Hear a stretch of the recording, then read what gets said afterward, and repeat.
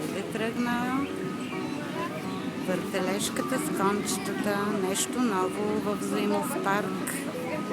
На днешния хубав слънчев ден, топличък, 25 май 2013, събота. Доведох любимото си дете в Взаимов парк. Ми върти се по посока надясно, да. Ето го моето човеченце на червено конче. Красив кон, страхотен. Има и музика.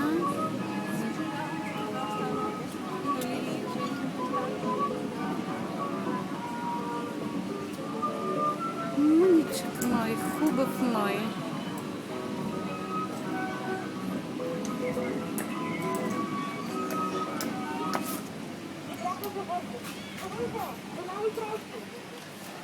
Завърши много бързо.